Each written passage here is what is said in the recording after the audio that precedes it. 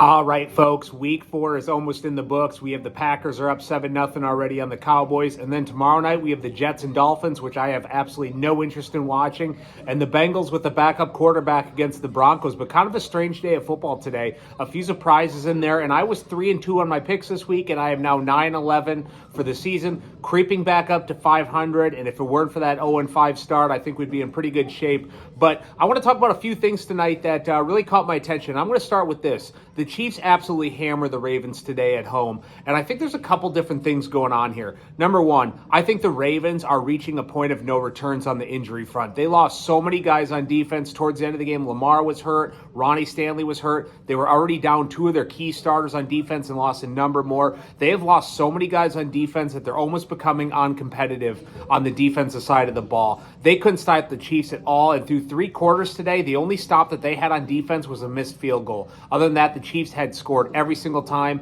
Mahomes had 4 touchdowns. They could run the ball. It seemed like wide receivers were open all day against a wide receiver group that was really struggling for most of the year. And right now, they've got to get some guys back or they're going to dig themselves quite a hole now starting at 0-3. And on the Chiefs side of things, I think this offense looks like a completely different team when Xavier Worthy is on the field. He is so fast. It seems like it opens up everybody else on the offense. Hollywood Brown was all of a sudden open more than he's been in the past. Juju Smith-Schuster caught up a couple balls. It just seemed like it opened everything up. And I don't know how much of that is Xavier Worthy being back on the field or if this is just a terrible Ravens defense. But we said that the Chiefs before the season, if they could go 3-3 through the first 6, when they get Rashid Rice back, they'd be in good shape. They got the Jaguars next week and the Lions the week after, and then they get Rice back. So we'll see what happens here over the next couple weeks.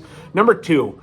The Chargers crapped the bed today against the Giants. And Justin Herbert, I thought he was the MVP coming into the season, and he was absolutely horrible. He threw his first 2 picks of the year. Didn't seem like they could really get anything going all day long. I thought Jackson Dart was actually pretty good. But the Chargers, I thought they were going to start the season 4-0. I thought they were the second best team in the AFC right now behind the Bills. And today was really shocking to see that performance because they couldn't do anything all day long. And it was almost painful to watch. And the bigger thing here with the Chargers is they lose Joe Alt today. I don't know how long he's going to be out, but they were already down their starting left tackle. Then they lose Joe Alt, their starting right tackle. And if that could be a debilitating injury for them if he is out long term. To lose 2 starting linemen, both tackles, is really hard to overcome. So we'll see how long Joe Alt is out for the season, but kind of a disappointing performance by the Chargers today.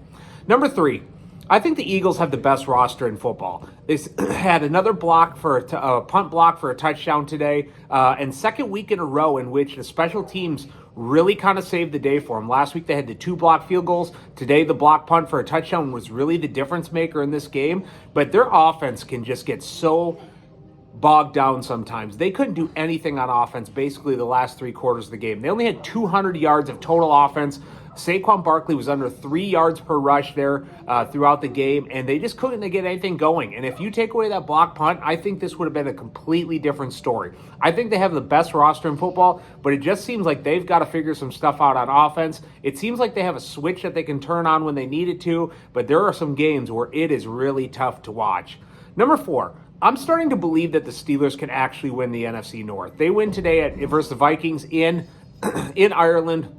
And they've got a couple things going for him. So I think Aaron Rodgers has actually been pretty good this season. He can't move a whole lot, but he's efficient. He knows where to go with the ball, and he's not going to make a lot of dumb mistakes. I love DK Metcalf. He had a huge touchdown today, 80-yard touchdown, and he just looked like he outran 21 other players on the field. He looked so fast.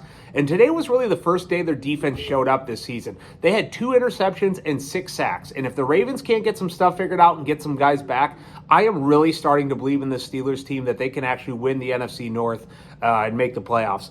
And number 5, I think the Rams are the second best team in the NFL. And I've said this for a few weeks now, and I think they should have beaten the Eagles last week, but they get a huge win over the Colts. I would argue that I thought there was a little bit of a BS holding call on the Jonathan Taylor 55-yard touchdown, which would have changed the outcome of this game, but the refs called what they did, and the Rams get a win. And Stafford has been really good this season. It seems like anytime they need a big play, he comes up with it. He was on target all day today. Their defensive line with Verse is very good. They were were all over Danny Dimes today, forced him into a couple errors.